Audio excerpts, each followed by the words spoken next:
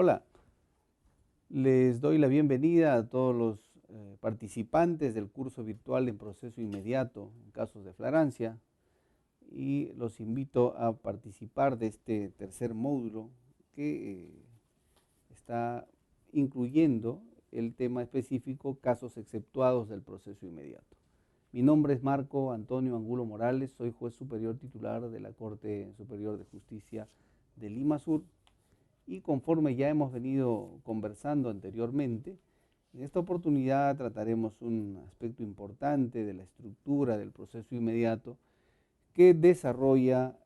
cuáles son esos casos exceptuados del proceso inmediato y en qué medida el ente jurisdiccional no está obligado a tomar en cuenta en base pues obviamente a las circunstancias y a la forma en que se han producido los hechos y también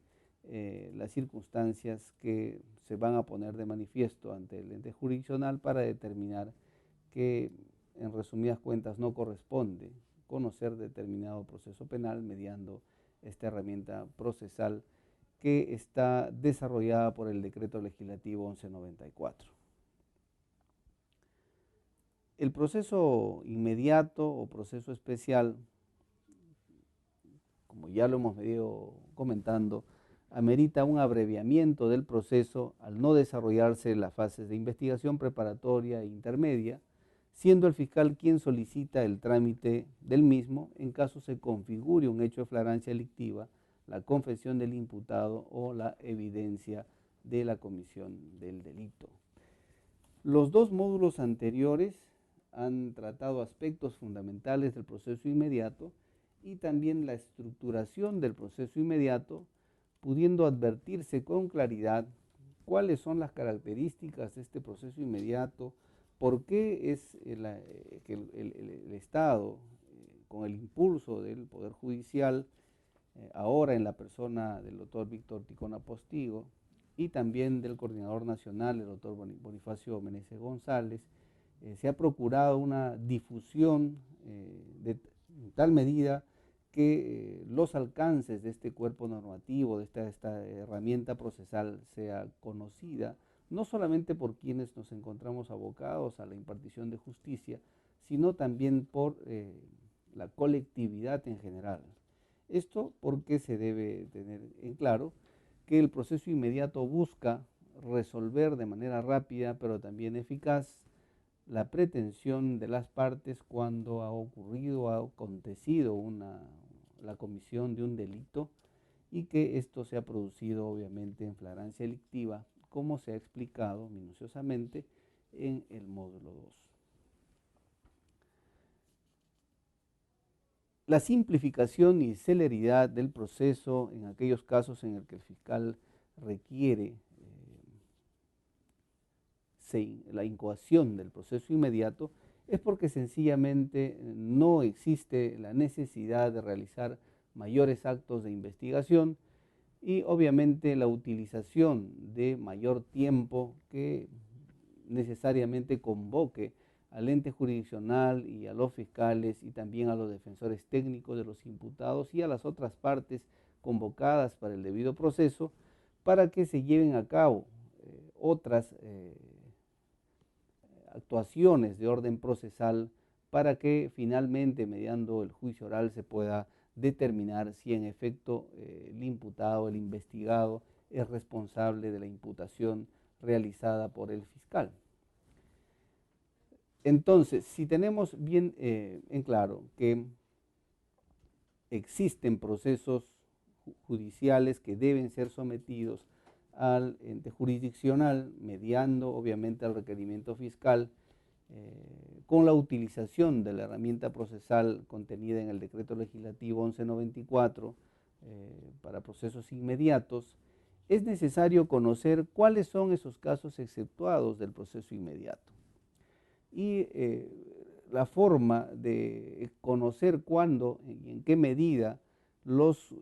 procesos o los casos van a tener que exceptuarse del proceso inmediato están básicamente asociados a la necesidad de determinar si existe complejidad o no en la forma, modo y circunstancias en que se han producido los hechos, aún mediando flagrancia delictiva. Entonces, bajo este criterio, nos abocamos a desarrollar el primer aspecto, que está referido a la complejidad de actos de investigación. Es necesario muy brevemente acotar sobre los actos de investigación y los actos de prueba. El proceso penal común en nuestra patria tiene 3 etapas, siendo ellas la etapa de investigación preparatoria, que a su vez tiene una subetapa inicial que es conocida como la etapa de investigación preliminar. Tenemos una etapa intermedia o de saneamiento procesal y también la de juzgamiento, donde mediante el juicio oral se determina la culpabilidad del agente, siendo susceptible lo decidido en este juicio oral de primera instancia, la posibilidad que mediante los recursos impugnatorios se promueva el desarrollo de un juicio oral de segunda instancia y de pronto un recurso de casación si es que se cumplen con las características y exigencias normativas para que la Corte Suprema ingrese a conocer, en definitiva, si ha existido o no el desarrollo de un debido proceso con las garantías constitucionales que deben estar reconocidos en todo proceso, obviamente a las partes que intervienen con igualdad de condiciones, conforme así lo prescribe el artículo 1, numeral 3 del título preliminar de nuestro ordenamiento procesal penal del 2004. Entonces, estos actos de investigación son aquellas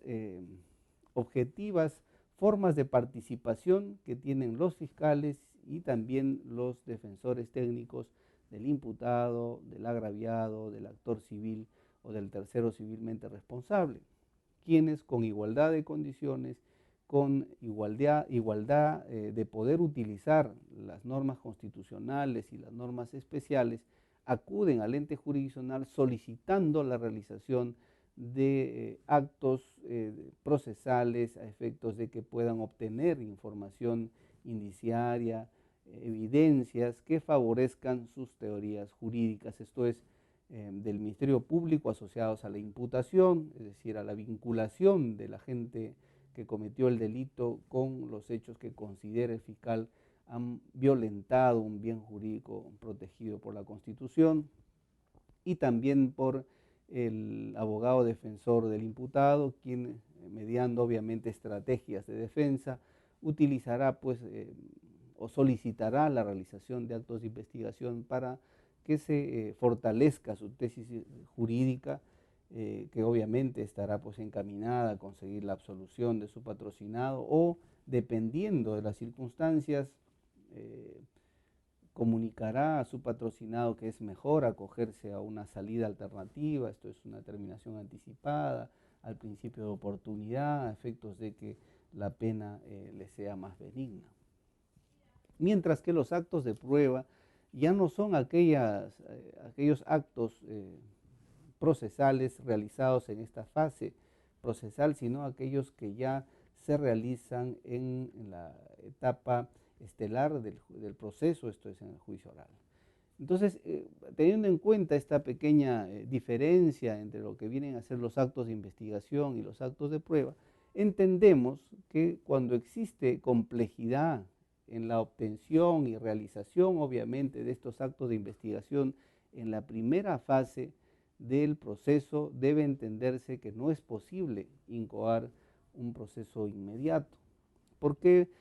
sencillamente existe la necesidad de una realización de una cantidad significativa de estos actos de investigación para que la información indiciaria que se obtenga pueda convertirse, pasando la etapa de saneamiento, en medio probatorio que deberá actuarse necesariamente en el juicio oral, y esta a su vez sea sometida a la valoración y legitimación correspondiente en el juicio oral. Si esto es así, no es posible que se produzca la materialización de un proceso inmediato. Contrariamente a ello, sí será factible utilizar esta herramienta procesal cuando no hayan mayores actos de investigación que realizarse para que se pueda vincular al sujeto activo con los hechos que se le atribuyen. Un caso recurrente y que se está presentando permanentemente en las sedes jurisdiccionales del país es la que está asociada al robo agravado, que frecuentemente realizan personas apoderándose de celulares, apropiándose de bienes, carteras, billeteras de los transeúntes. Y al momento de este apoderamiento ilícito, es que son observados por personal policial o con la contribución de personal de Serenazgo, Seguridad Ciudadana o de la población que ha sido testigo de ese acontecimiento, de tal manera que proceden a aprender al sujeto que realizó este acto delictivo. En esas circunstancias es que podría presentarse con claridad y objetividad la intervención policial o de seguridad ciudadana, el colectivo común. De pronto podríamos contar con el registro personal en el cual se advierta que los bienes sustraídos en efecto se encontraban en poder del aprendido. Además, el testimonio de algunos testigos que vieron que efectivamente se produjo este acontecimiento y que la policía capturó al sujeto cuando emprendía la fuga. Además de ello, podríamos contar con un reconocimiento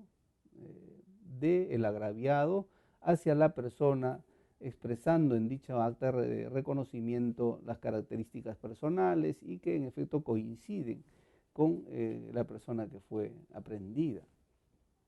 Estos actos de investigación o estos actos que desde ya reflejan una información indiciaria, se considera que son suficientes para que pueda incoarse un proceso inmediato.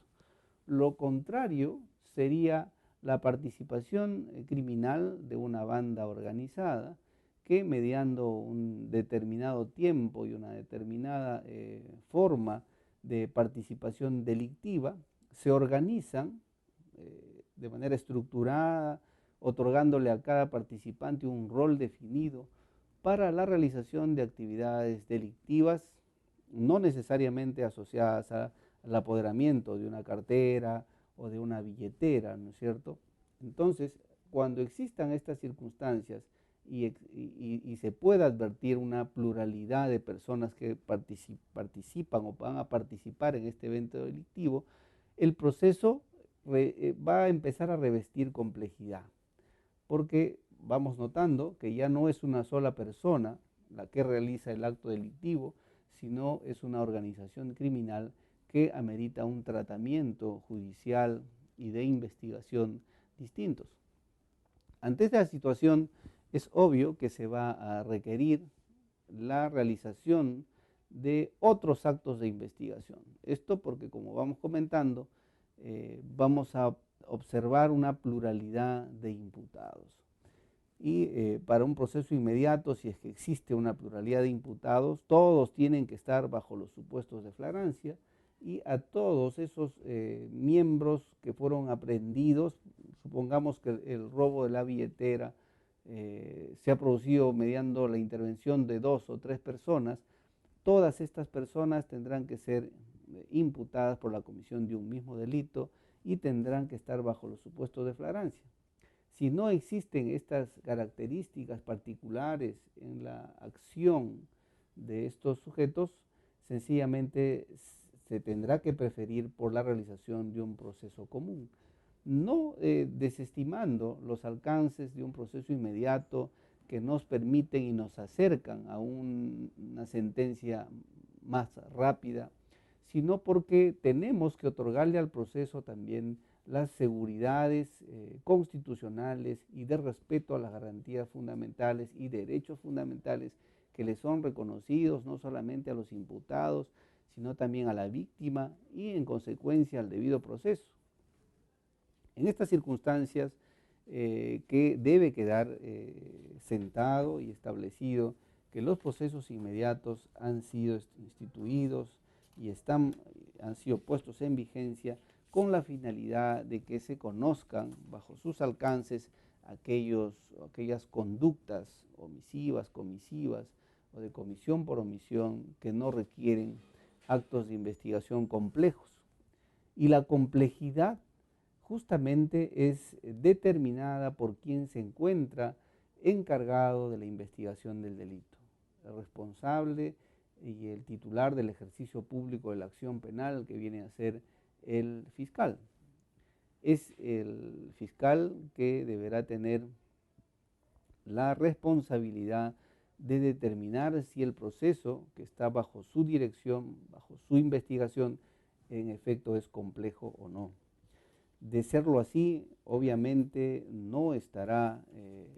dentro de sus posibilidades constitucionales de solicitar la incoación del proceso inmediato.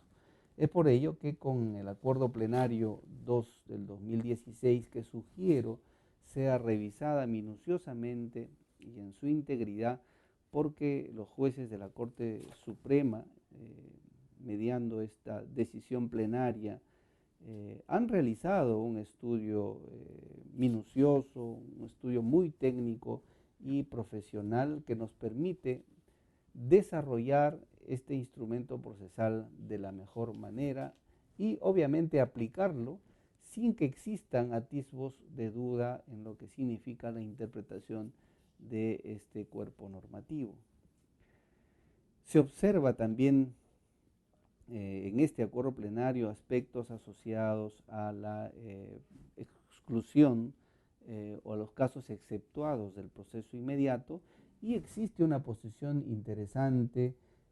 que plantea la necesidad de incorporar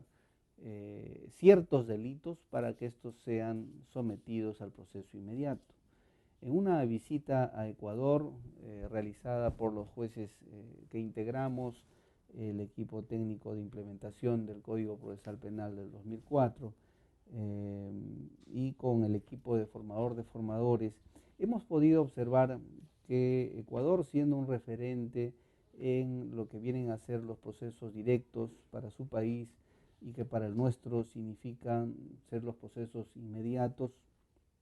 se ha consignado un límite para la aplicación de este proceso directo, y ese límite está vinculado a la pena conminada para los tipos legales que ellos consideran que no resultan ser graves y cuya pena tiene como máximo, límite máximo, los 5 años de pena privativa de libertad. En ese contexto, consideramos también que resultaría necesario para nuestro país establecer, así como se han establecido las penas conminadas que deben tomarse en cuenta para la interposición del recurso de casación, para la aplicación de las medidas de coerción personal, como lo es la prisión preventiva, esto es 6 años y 4 años respectivamente, se considere un límite en las penas conminadas para los tipos legales que son susceptibles de aplicárseles el proceso inmediato, esto es el decreto legislativo 1194, y que, como lo sugiere el maestro Salas Arenas, podría ser de 6 años de pena privativa de libertad. Esta posibilidad ya queda en manos del ente gubernamental, de los señores legisladores, quienes deberán realizar también un estudio sobre la necesidad de ir realizando algunas modificaciones en la norma, porque toda norma es perfectible y debe acomodarse a las realidades sociales y a la evolución de la norma procesal y también de la colectividad, a efectos de que ésta sea perfectible y sea aplicada de mejor manera por quienes estamos a cargo de esta noble, difícil y delicada tarea de impartir justicia. También existe un aspecto importante en lo que significa la naturaleza de los delitos, por ejemplo, los de omisión a la asistencia familiar y los de conducción en estado de ebriedad, considerándose que estos delitos como asuntos relativos a la seguridad ciudadana no tendrían mucha vinculación, por decirlo así. Sin embargo, Creemos también que el proceso inmediato no solamente debe buscar esa lucha frontal contra la criminalidad, en búsqueda de una seguridad ciudadana, pues que nos dé esa tranquilidad real y objetiva, sino también el de buscar que en todos los procesos en los cuales es posible realizar un proceso rápido y eficaz, se puedan tomar en cuenta delitos que no necesariamente pues tengan que ver con lo que es la participación de sujetos activos asociados a los delitos de robo, a los delitos de hurto o otros delitos en los cuales, mediando la forma, modo y circunstancias, repito, es factible aplicar los alcances de este proceso inmediato. También tenemos que observar la pluralidad de delitos al momento de que pueda determinarse si es posible o no llevar a cabo un proceso inmediato. Porque si se ha aprendido a un sujeto, aún en flagrancia delictiva, que como consecuencia de su actuar está violentando muchos bienes jurídicos tutelados y no le es posible imputarle un solo delito, obviamente los actos de investigación que deben realizarse para la obtención de información necesaria y suficiente que lo vincule con esos delitos que van a ser parte de la imputación fiscal, que repito, es trabajo del Ministerio Público. Los jueces ya no podemos realizar acciones de investigación en un proceso penal. Esto se le ha encargado al Ministerio Público. Ahora debe tomarse en cuenta este aspecto como medular para que se considere o no la realización de un proceso inmediato. Y si es así, si existe una pluralidad de delitos imputables a un sujeto activo o una pluralidad de agentes, debe preferirse el proceso común. También un aspecto importante para la exclusión de casos sometidos al proceso inmediato está asociado a la complejidad de pericias. Conforme al acuerdo plenario que venimos haciendo mención, la prueba pericial es fundamental para la acreditación de numerosos delitos. La necesidad de la pericia deriva del aporte de conocimientos especializados, científicos, técnicos, para facilitar la percepción y la apreciación de los hechos de la causa. En este contexto, tanto en el delito común, que podría ser, o cualquier otro delito contenido en el catálogo del Código Penal, así como los delitos de conducción en estado de ebriedad o drogadicción, como repito, en otros delitos, se hace necesario que la prueba pericial esté presente en tanto prueba fundamental para su definitiva comprobación o en todo caso para su consolidación probatoria. Un caso evidente es el que hemos estado mencionando con relación al robo agravado de una cartera o de un bien perteneciente a un transeúnte, y en los otros casos, por ejemplo, en los de tenencia ilegal de arma de fuego, si bien es verdad, se requerirá la pericia que determine si el arma de fuego está o no en buenas condiciones, podría resultar relevante un aspecto asociado a la utilización del arma de fuego, esto es, que se hayan producido disparos y que certifiquen prima facie que en efecto el arma de fuego que se le incautó al sujeto activo se encuentra en buenas condiciones, en buen estado, y es utilizable, de tal manera que aún con la necesidad de realizarse pericias especiales sobre el arma de fuego, ya se podría ingresar a la esfera de la realización del proceso inmediato. El fiscal, desde esta perspectiva, instará que el informe pericial, que es el segundo elemento de la actividad pericial, corra en autos al momento del requerimiento de incoación del proceso inmediato. Sin embargo, en muchos casos bastará, como lo venimos manifestando, que el reconocimiento o percepción pericial como primer elemento de la actividad pericial, al que sigue en ese mismo nivel las operaciones técnicas sobre el objeto peritado, se hayan realizado, o por lo demás que existan informes provisionales, muy comunes en el caso de tráfico ilícito de drogas y también con las primeras pruebas en el delito de conducción en estado de ebriedad o drogadicción. Este es un aspecto medular que debemos tener en cuenta porque si se tratan de procesos en los cuales tendrán que realizarse pruebas de ADN, tendrán que realizarse algunas otras actividades científicas que ameritan un mayor tiempo y la participación de personal especializado, obviamente deberá preferirse la realización del proceso común.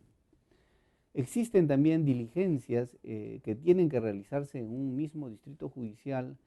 que entrañan pues la facilidad del juzgado, de las partes, de poder ser convocados a la realización de este acto procesal. Sin embargo, existen procesos en los cuales se requerirá que las diligencias no solamente se realicen en el lugar de los hechos, sino que las partes y la Fiscalía e inclusive el personal jurisdiccional se traslade a otros distritos judiciales o a lugares que se encuentran fuera del radio del cual pertenece la sede judicial. En ese entendido vamos a preferir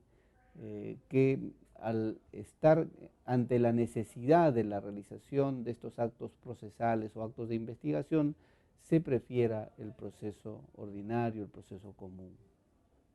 Finalmente, un aspecto que también es importante es el de la revisión de gestión de personas jurídicas o entidades públicas. Esto es,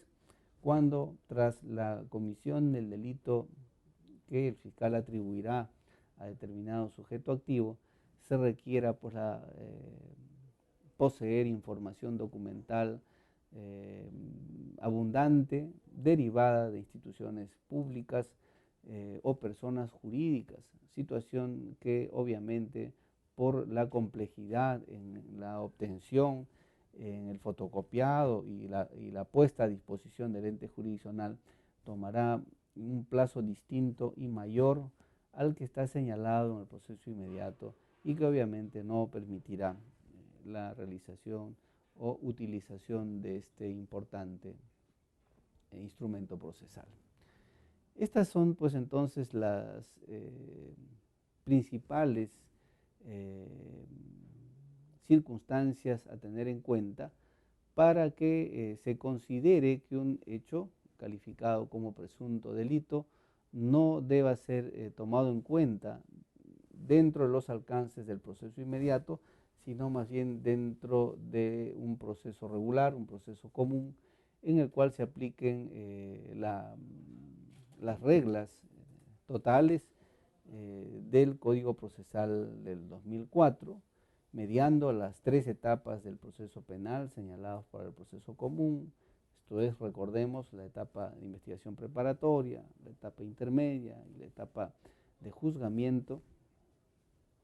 Y contrariamente, si es que observamos que existe simplicidad procesal y existe una evidencia probatoria, como lo desarrolla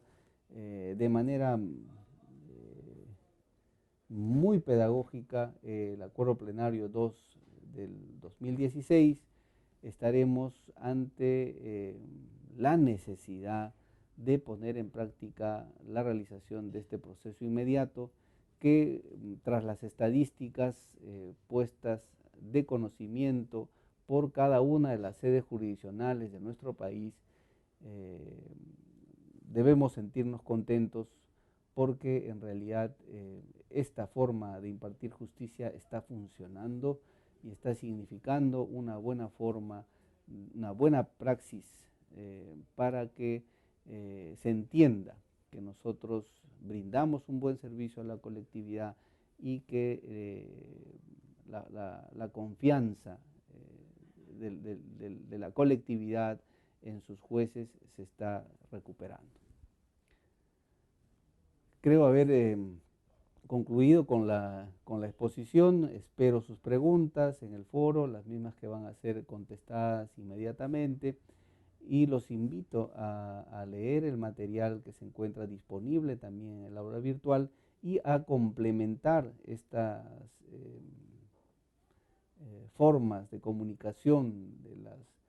normas procesales y de los institutos procesales y de la renovación y del cambio procesal que tenemos y que vive nuestro país, con todo aquello que signifiquen pronunciamientos de las sedes judiciales en las diversas instancias, desde